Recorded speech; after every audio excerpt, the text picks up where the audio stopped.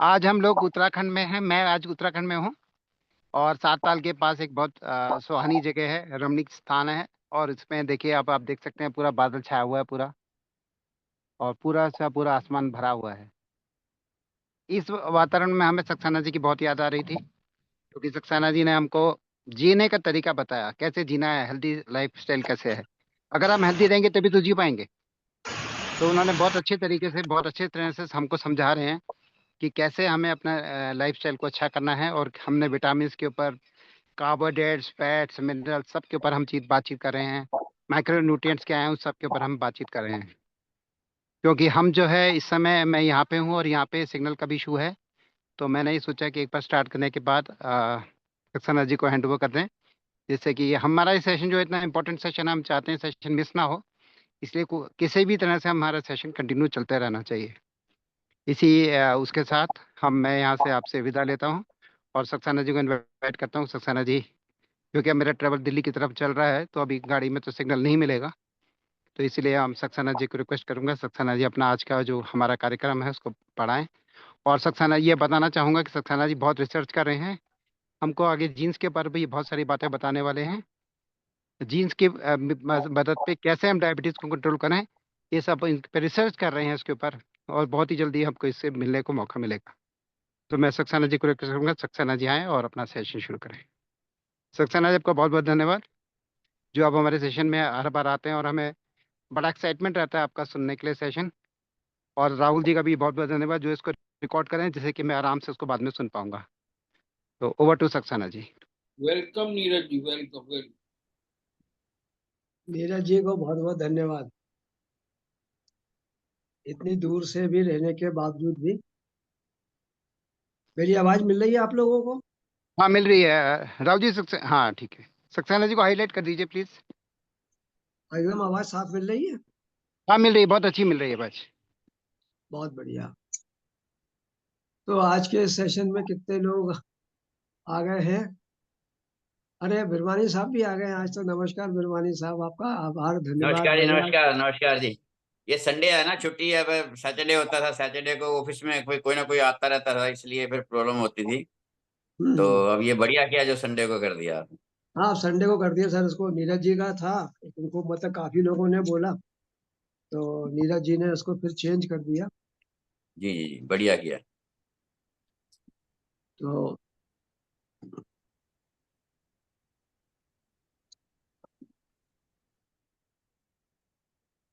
इंदू जी और अपने राहुल जी पुराने हैं, दूसरा कोई नया अपना, बाकी नए लोग हैं। तो पिछली बार हम लोग कहाँ पे थे? ग्रीन ग्रीन ब्लड पर थे, ग्रीन का जवारे और वो सब लेने का।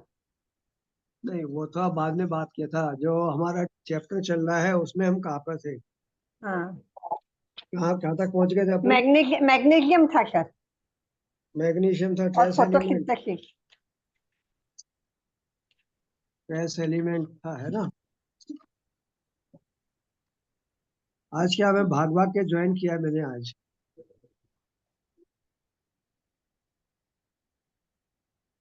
तो पिछले जितना बताया है उसमें से आप सब लोगों को, जो अटेंड कर रहे हैं, उनको समझ में आ गया पूरा, या उसमें कोई प्रश्न आप लोगों को समझ में नहीं आया हो तो बताएं।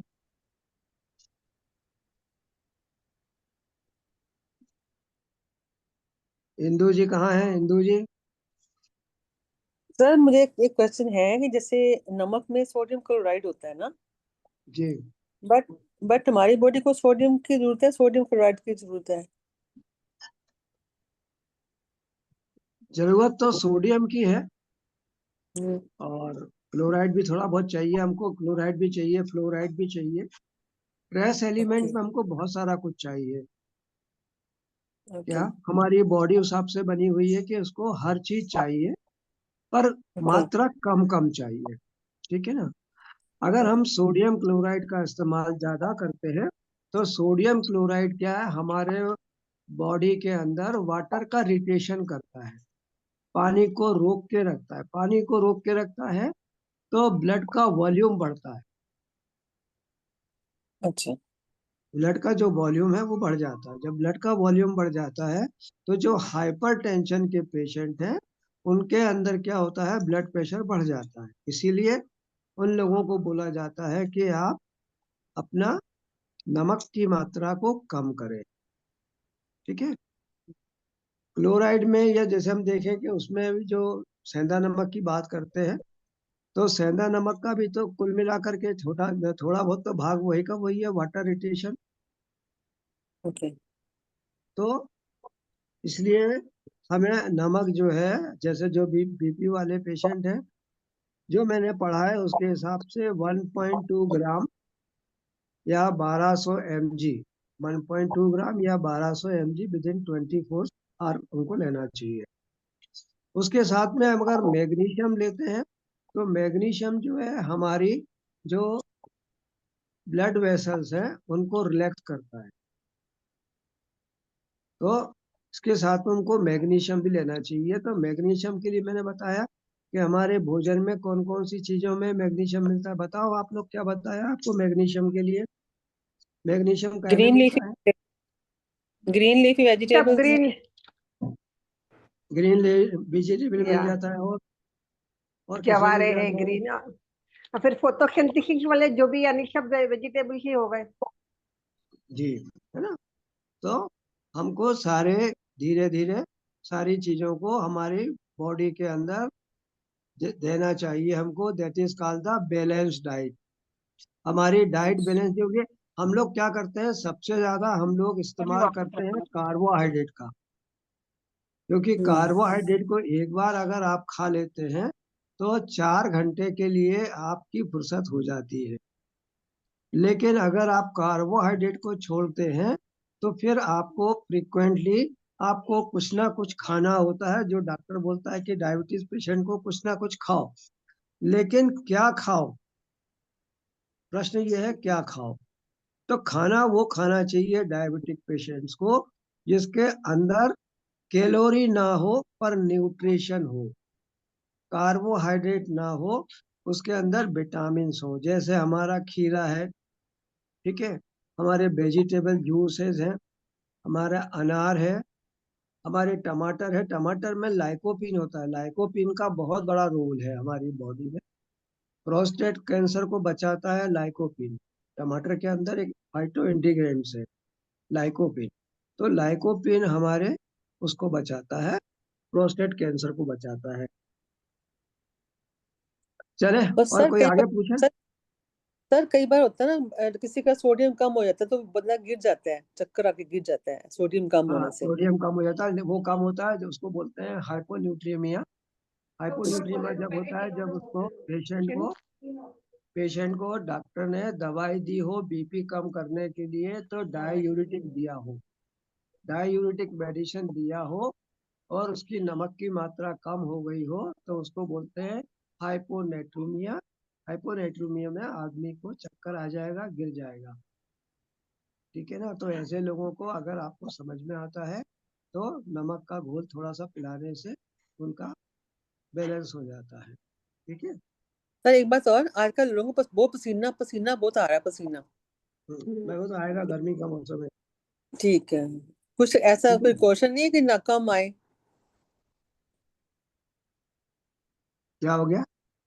उससे हेडेक हेडेक शुरू होती है, पसीना आने से हेडेक स्टार्ट हो जाती है। मेरे हस्बैंड की बात करें।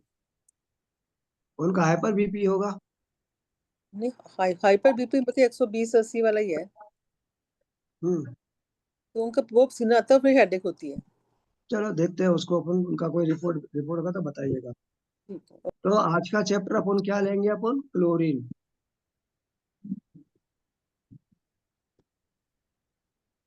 क्लोरीन की स्पेलिंग लिखना है CHLORINE,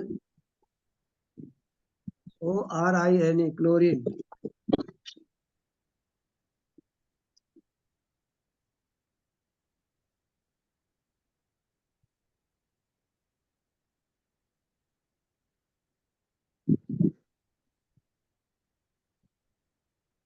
ये का इसका काम क्या है?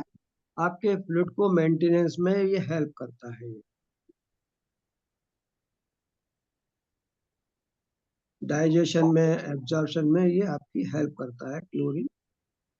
काय में मिलता है ये? हमको मिलता है सी फूड में मिलता है, प्रोटीन में मिल जाता है,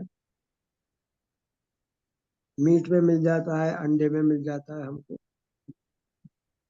कितना लेना चाहिए हमको? 2.3 mg लेना चाहिए हमको एक दिन में। अगर ज्यादा हो जाएगा तो क्या होगा? वोमिटिंग हो जाएगी हमको, क्लोरीन जो है वोमिट हो जाएगा हमको। सर आपकी आवाज नहीं आ रही बराबर। अभी तो मिल रही थी अच्छी।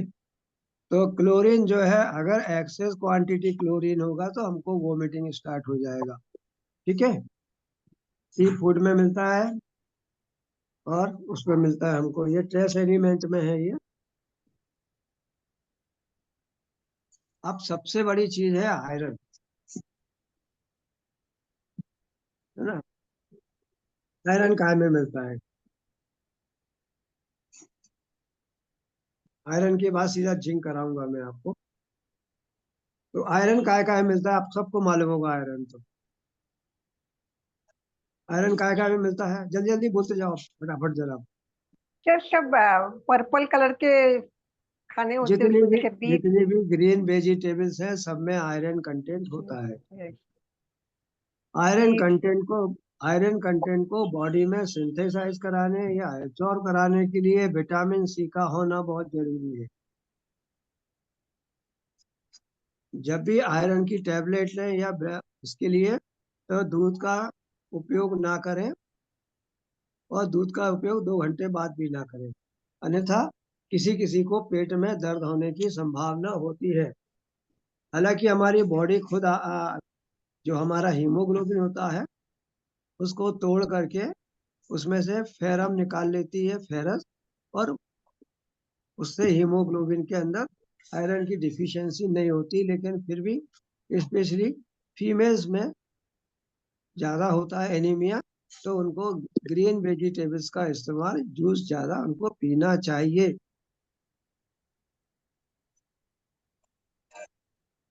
होल ग्रेन में मिल जाता है ये। रोटी खाते ही अपन सारे लोग, रोटी दाल चावल सब्जी सब तो खाते हैं अपन। लेकिन कमी हो तो उसके लिए क्या है, अनार का इस्तेमाल भी करना चाहिए। चुकंदर में मिलता है तो चुकंदर खाना चाहिए हमें। ठीक है, किस किस में मिलेगा? ग्रीन वेजिटेबल्स में, अनाज में, चुकंदर में।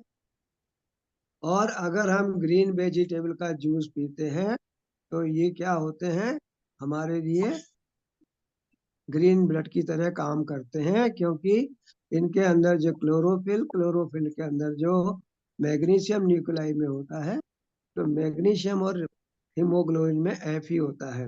Mg और Fe आपस में सिंथेसाइज होते हैं और आपकी बॉडी में हीमोग्लोबिन की मात्रा बढ़ाते हैं। इसके लिए चाहो तो आप एक लोग जूस लिख लो, आप लोग, अगर आप लोगों का मन हो लिखने का तो।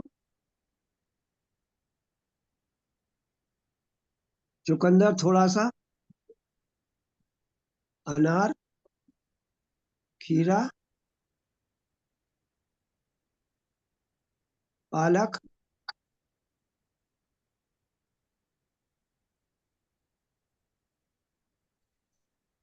अदरक डाल लो थोड़ा सा टेस्ट के लिए, क्योंकि पालक है तो थोड़ा कच्चापन का स्वाद आएगा। पालक के अंदर आयरन के साथ में जियाजिंथिल होता है, जो हमारी आंखों के लिए बहुत अच्छा होता है। फ्लोराइड, ग्रीन तो है ही वो। ठीक है, समझ में आ रहा है आपको? तो ग्रीन ब्लड क्या है हमारा, ग्रीन वेजिटेबल ये पालक ले लो, चुकंदर ले लो, अनार ले लो, गाजर ले लो, खीरा ले लो, थोड़ा सा अदरक डाल लो, और अगर आपको पास सुविधा हो तो पान का पत्ता डाल लो। बाजार में आते हैं ना पान का पत्ता, पान का पत्ता डाल लो। मिक्सी में अच्छे से ब्लेंड करो, अनार डालना है साथ में, और उसमें नींबू का रस डालो।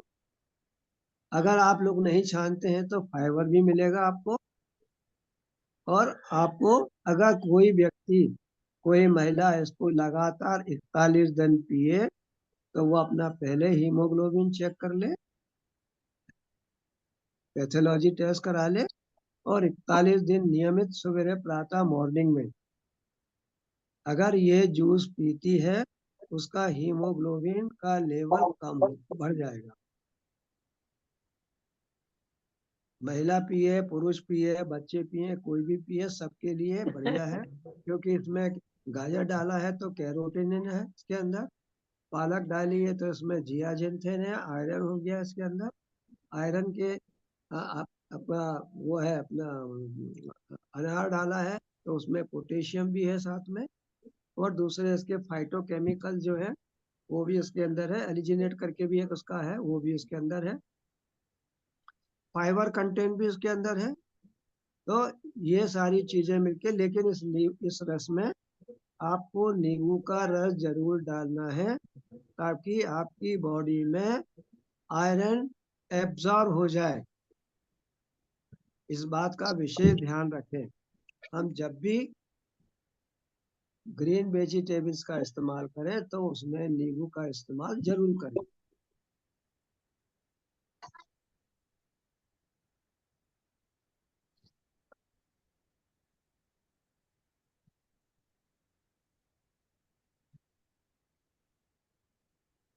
यहाँ कोई प्रश्न है आप लोगों का इसमें आयरन से संबंधित कोई? नींबू की आयरन से नींबू के जगह पे आंवला डाल सकते हैं, आंवला है ना? देखिए, विटामिन सी चाहिए, आप आंवला डालिए, नींबू डालिए, इमली डालिए, जो आपकी मर्जी डालिए, लेकिन ओके नींबू जो है उसके साथ में अच्छा सिंथेसाइज होता है। आंवले का इस्तेमाल करना है तो आंवले का जूस अलग बना करके उसको अलग तरीके से इस्तेमाल करें तो उसका लाभ अलग मिलता है। इसका लाभ हम कहाँ ले रहे हैं? इसका लाभ हम ले रहे हैं हीमोग्लोबिन बढ़ाने के लिए, ठीक है ना? तो हर चीज का इस्तेमाल हर जगह नहीं, उसका एक नियम है, उस नियम से अगर आप चलोगे तो उसका लाभ आपको ज्यादा मिलेगा। आंवले को आंवले की तरह लेंगे तो वो वेट लॉस में भी काम करता है, कोलेजन बाइंडर है, वो आपकी त्वचा के अंदर झुर्रियों को बचाता है, चेहरे पे ग्लो लाता है, विटामिन सी की मात्रा एक्सेस है, ज्यादा मात्रा आपकी बॉडी उसको स्टोर नहीं करती है। विटामिन सी वाटर सॉल्युबल है, आप लोगों ने पढ़ा है पहले भी ये बात है।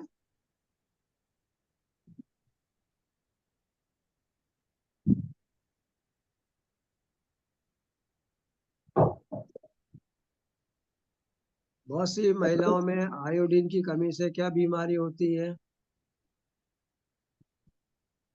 आयोडीन किसके वजह से कम होता है? गाउट होती है ना, गाउट बीमारी, गाउट की। गाउट नहीं, गोटर बोलते हैं उसको, जो है निकल आता है ना? ये जो जिन महिलाओं में हाइपोथायराइड होता है, जिनको थायराइड की डिसीज होती है, उनको लंबे समय में गले में यहाँ पे ग्रोथ हो जाती है जिसको गोइटर बोलते हैं।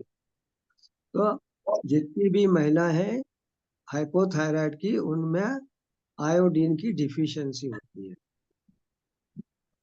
ठीक है? दूसरा क्या होता है, हाइपोथायराइडिज्म में आपका मेटाबॉलिक रेट भी गिर जाता है, तो कुछ महिलाओं में वेट लॉस होता है और कुछ महिलाओं में हाइपोथायराइड में जो है वो वेट गेन होता है उनको।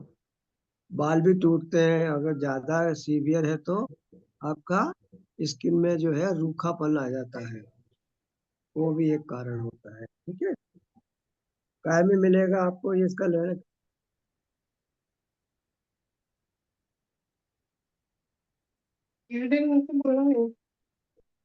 जी, काय में मिलेगा, सी फूड में मिलेगा ये। सॉल्ट तो अभी यह बना दिया है आयोडीन के साथ में, पहले जो था समुद्री नमक आता था हमारे घर में, अगर आप लोगों को याद होगा। आती है ना तो विथ आयोडीन। तो उसको पीस करके हम जो नमक इस्तेमाल करते थे, लेकिन बाद में रिसर्च में ये पाया गया कि फीमेल्स में आयोडीन की कमी है, तो आयोडीन सप्लीमेंट करने के लिए नमक के अंदर ही आयोडीन का इस्तेमाल कर दिया गया, है ना। तो आज की तारीख में वो टाटा वाला नमक आ गया, कई तरह के नमक आ गए हैं।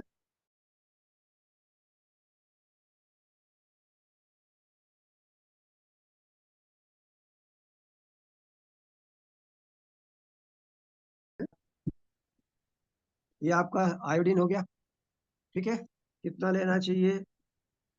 तो आयोडीन तो लेने की जरूरत ही नहीं पड़ती, क्योंकि आपकी ग्रीन वेजिटेबल्स खाने में आपको मिलेगा, अगर आपकी थायराइड काम कर रही हो। थायराइड से एक हार्मोन निकलता है, डेट इज कॉल्ड कैल्सिटोनिन, ठीक है ना। तो हमारा मेटाबॉलिक के लिए, हमारा मेटाबॉलिक रेट के लिए हमारा थायराइड का होना ठीक है, ठीक है। ये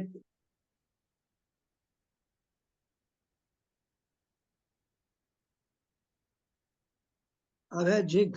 जिंक काय में मिलेगा? कौन सी सब्जी में जिंक मिलता है?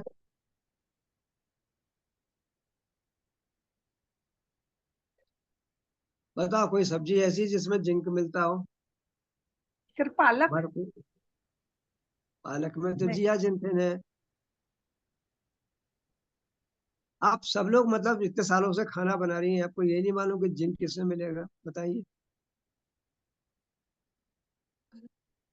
सबसे ज्यादा जिंक की मात्रा होती है कद्दू में, पम्पकिन के अंदर। पम्पकिन सीड्स जो होते हैं, आजकल बहुत चल रहे हैं पम्पकिन सीड्स, उसके अंदर जिंक होता है ना। जिंक की डिफिशियंसी से भी डायबिटीज की संभावना होती है। क्यों? क्योंकि जिंक जो है इंसुलिन के न्यूक्लियाई में जिंक जेड हेक्सागोनल के न्यूक्लियाई में जिंक है। हमने कभी नहीं खाया कद्दू। कद्दू तो बहुत अच्छा होता है, कद्दू है, हाँ, इट कद्दू इज की गुड, आई नो। बीज है मगर है ना। उसके अंदर आपका जिंक होता है, और जिंक हमारी बॉडी के लिए जरूरी है। इसको अगर अगर कम होगा तो क्या होगा? बाउंड हीलिंग में परेशानी हो जाएगी, टाइम लगेगा घाव भरने में, है क्या नहीं? समझ में आ रहा है?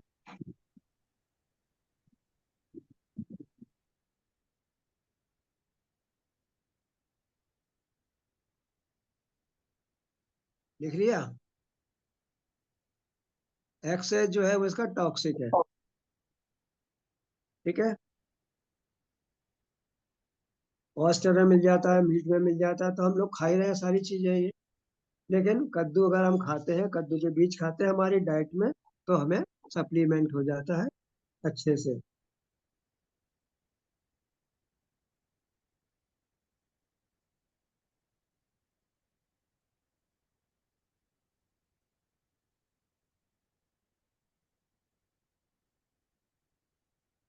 अब ये फ्लोराइड भी है, कापर भी है। कापर तो आप अगर उसमें भी आप करें, कॉपर के बर्तन में पानी पिए, तो उससे भी सप्लीमेंट हो जाता है।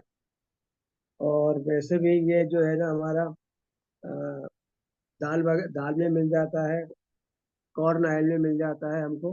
हमारे खाने में करीब करीब सब मिल जाते हैं, लेकिन हमारा खाना मालूम होना चाहिए कि हमारे खाने में कॉपर भी होता है, फ्लोराइड भी होता है हमारे खाने में, मैग्नीज मैग्नीशियम भी होता है, मैग्नीज भी होता है, सेलेनियम होता है। एक बड़ा अच्छा जो मैग्नीज और ये है आपका सेलेनियम। सेलेनियम भी डायबिटीज के लिए, दूसरी चीजों के लिए बहुत जिम्मेदार है, क्योंकि सेलेनियम की डिफिशियंसी जो है वो कैंसर के का कारण भी बन सकती है, सेलेनियम। तो कमी भी और एक्सेस भी, अगर एक्सेस है तो भी ये नुकसानदायक है। एक्सेस होगा तो इसको बोलते हैं बीमारी को सेलोनोसिस। तो इसकी मात्रा निश्चित होना चाहिए।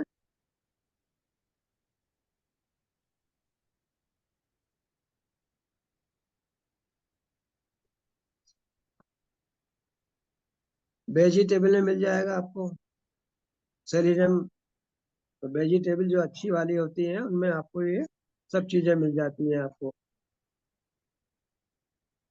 तो सेलेनियम का इस्तेमाल करना है, नहीं करेंगे हम तो क्या होगा, हमारे को बाउंड हीलिंग, हमारे घाव भरने में, और कैंसर का कारक भी है कम और ज्यादा होना और कम होना दोनों। ठीक है। कैंसर का एक अलग रोल है अभी तक, मतलब जो कैंसर है वो खाने पीने से, बहुत सारी चीजों से उसका बहुत बड़ा लिंक है, सारी चीजों का।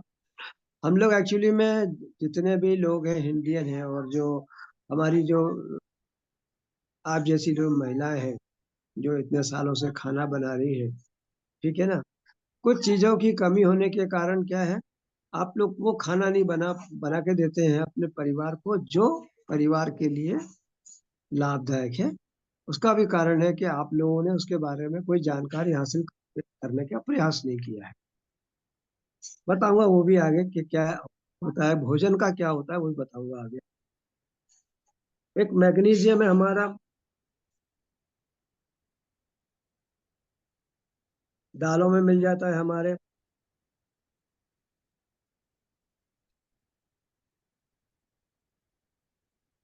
प्रोटीन को, मैग्नीशियम से प्रोटीन को एनर्जी में बदलने में सहायक होता है, और ये एक उसकी तरह काम करता है, एक्टिवेटर की तरह।